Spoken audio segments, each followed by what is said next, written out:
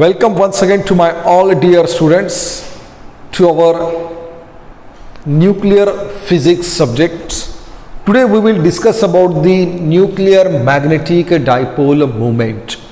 Now we know very well the electrons which is revolving around the nucleus in a circular orbit, like that. Consider it is at the nucleus, and in that circular orbit our electrons can be revolved.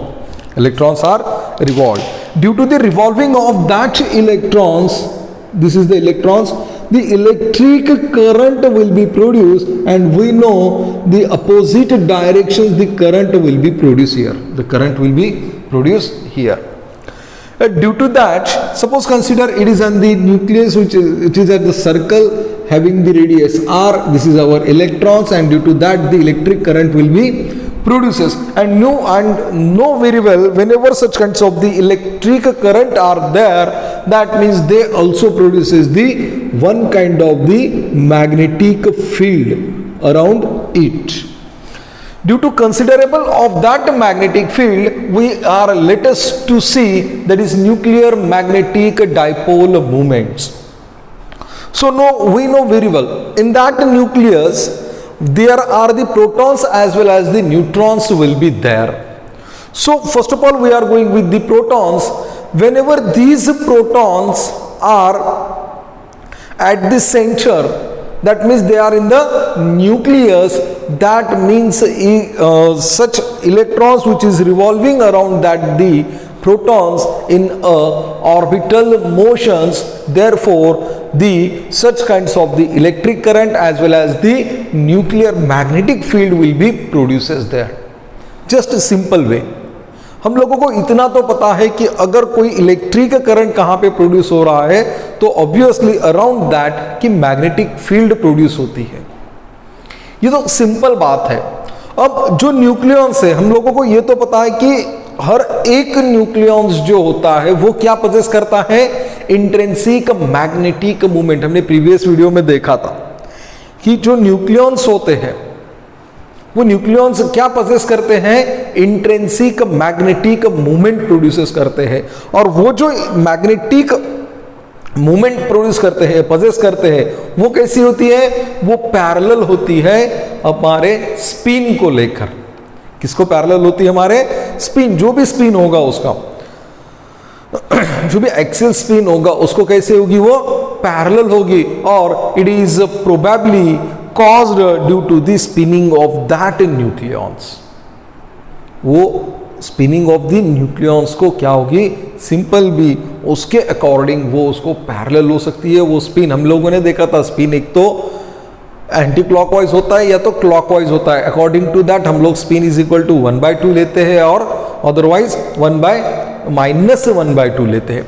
अब देखो ये जो electrons है, due to that electrons electric current ऐसा move हो रहा है, तो हमारा जो पोल होगा इसका अकॉर्डिंग टू दैट कैसा होगा, ये जो होगा वो नॉर्थ पोल के अकॉर्डिंग इसका फंक्शन होगा. हमें तो पता है जो भी कुछ मैग्नेट्स होते हैं they have just shows the two poles. एक तो साउथ होता है, दूसरा तो नॉर्थ होता है. और ये जो स्पिनिंग जो है हमारी, जो पॉजिटिव चार्ज आ रहा है, ये क्या प्रोड्यूस कर रही है, सिंपल मैग्नेटिक फील्ड प्रोड्यूस कर रही है. और इसका जो डायरेक्शन होगा वो होगा according to that north pole. According to that north pole direction होगा. और वो डायरेक्शन कैसा है, अभी बताया था मैंने, वो डायरेक्शन कैसा है, पैरेलल है. वो डायरेक्शन पैरेलल है. किसको, स्पिन को पैरेलल है. तो मैग्नेटिक मूवमेंट जो होता है ये सिंपली क्या डिफाइन करता है, हमें जो भी पॉजिटिव केस होती है उसी के अंदर मैक्सिमम ये मैग्नेटिक मूवमेंट हम लोगों को देखने मिलते हैं. अब सिंपल है, ये हम लोगों ने सर्कल कंसीडर किया है, that means it is in a spherical shape. बराबर. जो इलेक्ट्रॉन्स लिया है उसके ऊपर कोई ना कोई चार्ज होगा. मानो सबसे पहले उसके ऊपर जो भी चार्ज है वो चार्ज है Q. कितना चार्ज है उसके ऊपर, Q ये चार्ज है. और वो जो इलेक्ट्रॉन्स है they having the mass m. मास क्या है उसका, m, ये उसका मास है. और उसके ऊपर जो भी चार्ज होगा वो होगा Q चार्ज होगा. ठीक है। अब इलेक्ट्रॉन्स रिवॉल्व हो रहा है, that means they have the some kinds of the frequency and the frequency is denoted by nu. ये क्या है बच्चों? ये है चार्ज, ये क्या है? ये है मास, और ये क्या है? फ्रीक्वेंसी। ये क्या होती है? 1/t होती है, हमें इतना तो पता है, ठीक है। अब ये हो गया, तो करंट क्या होगा इसके अंदर का? We know very well what is the current. इसके अंदर का जो भी करंट है वो क्या होगा? Charge into frequency, charge into frequency. देखो करंट का तो फार्मूला सेम है, चार्ज अपॉन टाइम बोल सकते हो उसको, लेकिन 1/t क्या होता है? 1/t is nothing but the frequency होता है, ये सिंपल है। अब हमें एक रूल्स पता है जो कि केपलर्स ने बताया था। केपलर्स के 3 प्लैनेटरी मोशंस को लेके 3 रूल्स जो कि 12th में हो चुके हैं, बीएससी में हो चुके हैं। उसमें का जो इक्वल स्विफ्ट वाला है, जो कि वो लॉ ऑफ एरिया को संबोधित करता है, वो क्या है कि इक्वल एरिया से स्विफ्ट होता है। देखो इसको एक बार केपलर्स लॉ को यहां पे समझ लो, केपलर्स लॉ को समझ लो जो कि एरिया वाला है। वो क्या है? मानो कि यहां पे हमारा सन है और अराउंड दैट ये प्लैनेट्स हैं, तो ये जो प्लैनेट्स हैं ये इक्वल डिस्टेंस पे स्वेप्ट होते हैं, जो उनका टाइम पीरियड होता है। अगर ये इसका और इसका डिस्टेंस जो होता है ना वो परमानेंट होता है और वो फिक्स होता है। तो इसको केपलर्स ने लॉ ऑफ एरिया के अकॉर्डिंग बताया था। अब लॉ ऑफ स्विफ्ट के अकॉर्डिंग डीए जो है, डीए है टाइम, डीए क्या है? टाइम है, बराबर है। जो डीए उसका कंप्लीटली एरिया है, जो स्विफ्ट एरिया कह रहा है वो, और उसका जो टाइम होगा ये है एरिया, और dt जो होगा उसका वो होगा टाइम। ये सिंपल है, बहुत सिंपल है केपलर्स लॉ, ठीक है। अब ये क्या है, इसको हम लोग सॉल्व कर लेते हैं। ये सिंपल है, dA/dt, dA/dt ये कितना होता है? 1/2 LM, सॉरी एक मिनट, 1/2 L/m होता है, और ये कांस्टेंट होता है। मैंने आपको बताया था कि इक्वल एरिया इसका और इसका कैसा होता है? कांस्टेंट होता है, और इसका सिंपल फार्मूला क्या है? 1/2 L/m। अगर आप इसको इंटीग्रेट करोगे, देखो हम लोग क्या निकाल रहे हैं वो ही भूल नहीं जाना है। इसको अगर इंटीग्रेशन करोगे आप तो क्या होगा? ये a हो इज इक्वल टू 1/2 L/m, ये तो बराबर है सिंपल, इनटू ये dt को क्या कर लोगे आप? t कर लोगे, और उसको इधर ले लो, इसको सिंपल। ये उसको हो गया इंटीग्रेशन के बाद का जो भी स्विफ्ट एरिया है, अकॉर्डिंग टू दैट ये हो गया आपका एरिया हो गया। फिर से एक बार बताता हूं मैं, हम लोग क्या कर रहे हैं, हमने ये इलेक्ट्रॉन जो देखा था, ये जो इलेक्ट्रॉन्स है, electrons revolving around the nucleus in a circular path, that means they have the radius r। Simple, जो ये इलेक्ट्रॉन्स है इसके ऊपर का चार्ज q है, उसका मास m है, वो रिवॉल्विंग मोशन में है, दैट मीन्स उसको फ्रीक्वेंसी है वो है म्यू, बराबर है। अब ये electrons having this some kinds of the charge, that means they produce the magnetic current, due to that magnetic current there will be magnetic field will be present. So current है, current क्या होता है? Charge upon time होता है, उसको मैं charge into frequency भी लिख सकता हूं, ये मैंने लिख दिया। तो हमने क्या देखा यहाँ पे केपलर्स लॉ देखा।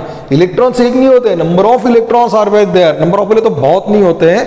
According to that shell orbit, अलग अलग शेल में अलग अलग इलेक्ट्रॉन्स की पोजिशनिंग दी होती है। वैसे अगर यहाँ पे एक है और यहाँ पे और एक इलेक्ट्रॉन्स है, तो ये दोनों का जो डिस्टेंस होता है ना, they never be change with the help of the Kepler's law. तो केपलर्स लॉ का जो एरिया ऑफ स्विफ्ट वाला जो इक्वेशन है उसको हमने यहाँ पे देखा, dA/dt is equal to 1/2 L/m। ये वैल्यू कैसी है?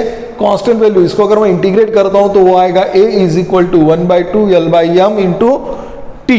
अब ये हो गया सिंपल। अब जो मैग्नेटिक मूवमेंट है, बराबर है, वो मैग्नेटिक मूवमेंट क्या है हमारी? According to that circular path, बराबर है। तो करंट वहां पे है, करंट वहां पे, दैट मीन्स ये जो आपकी टोटल रिंग है, it possesses the some kind of the current, बराबर है।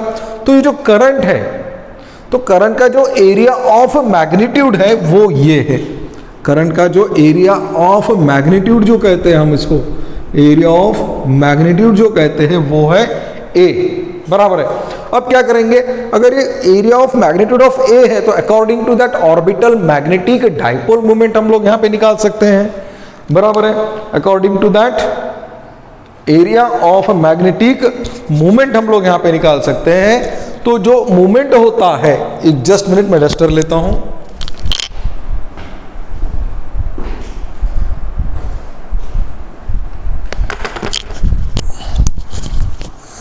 जो इसका मूवमेंट होता है वो डिनोट करते हैं हम लोग म्यू एल से। किससे डिनोट करते हैं हम उसको? म्यू एल से डिनोट करते हैं। सिमिलरली वो म्यू से करते हैं, लेकिन हम लोग यहाँ पे जो मैग्नेटिक डाइपोल मूवमेंट देख रहे हैं, according to that it is mu L and it is nothing but the current into area, that means I into A. अब अपना जो करंट आता है, आई जो आता है, वो आई हम लोगों ने ऑलरेडी निकाल के रखा है, यहाँ पे इसको हमने करंट नाम दिया था। तो करंट क्या है हमारा? It is nothing but the Q into frequency आया था, बराबर है। इन ब्रैकेट एरिया क्या निकला है हमारा? 1/2 L/m इंटू ये जो है आपका ये टी आ गया, टाइम वाला, बराबर है। अब इसके अंदर क्या कर लेंगे हम लोग, इसको सिंपल लिख लेंगे हम लोग, ठीक है। अब ये जो फ्रीक्वेंसी है, फ्रीक्वेंसी क्या होता है? 1/t होता है। तो ये जो t कैंसिल होगा, इसको कैंसिल करेगा, ये दोनों क्या करेंगे, एक दूसरे को कैंसिल कर लेंगे। तो इक्वेशन क्या होगा हमारा? QL/2 m, ये वाला इक्वेशन आएगा हमारा, ये वाला इक्वेशन आएगा। इसको क्या कर लो, इक्वेशन नंबर 1 दे दो यहाँ पे। तो ये बात सिंपल है यहाँ पे कि यहाँ पे आप क्या कर रहे हो, magnetic dipole movement, orbital magnetic dipole movement निकल रहे हो, जो कि क्या बताता है? Current into area. करंट हम लोगों ने निकाला था चार्ज इंटू फ्रीक्वेंसी यहाँ पे, बराबर है। आप ऐसा भी कर सकते हो, ये इसको आप स्टार्टिंग को भी ऐसा लिख सकते हो, चार्ज अपॉन टाइम, ये कैंसिल करके कोई फर्क नहीं पड़ेगा, बोथ आर दी सेम। सो अब ये जो म्यू है और अकॉर्डिंग टू दैट ये जो वाला यल है, ये दोनों क्या है? These are the proportional to each other. देखो ये क्या बोल रहा हूं मैं, ये वाला सिंपल, ये म्यू यल ये डायरेक्टली प्रोपोर्शनल है यल को। व्हाई?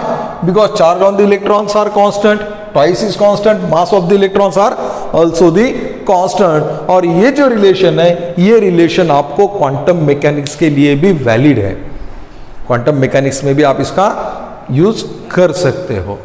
अब ये हम लोगों ने देखा था अकॉर्डिंग टू दैट इलेक्ट्रॉन्स, लेकिन हम लोगों को पता है कि हम लोग कभी कोई भी एटम्स ले ले तो उसके अंदर सिर्फ इलेक्ट्रॉन्स नहीं होते हैं, उसके अंदर प्रोटॉन्स होते हैं, न्यूट्रॉन्स होते हैं और इलेक्ट्रॉन्स भी होते हैं। और ये जो होते हैं, ये तीनों के तीनों क्या पजेस करते हैं?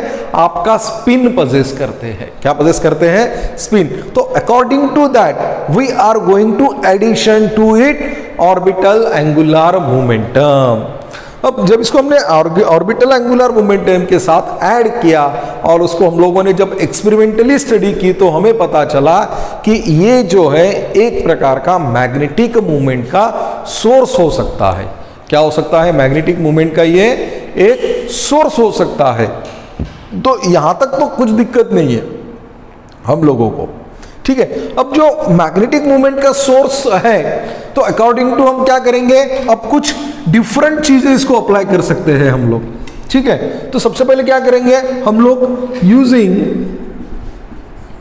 ये जो हमारा चार्ज है, चार्ज हम लोग कंसीडर करेंगे ई है, चार्ज क्या कंसीडर करेंगे? ई कंसीडर कर लेंगे। क्यू क्या कर लेंगे हम लोग? ई नाम का उसके ऊपर चार्ज है, ऐसा हम उसको कंसीडर कर सकते हैं। और जो हमारा एक फैक्टर हम यहाँ पे इंट्रोड्यूस करेंगे वो है GS, और ये जो है ये डायमेंशनली करेक्ट है। ये कैसा है?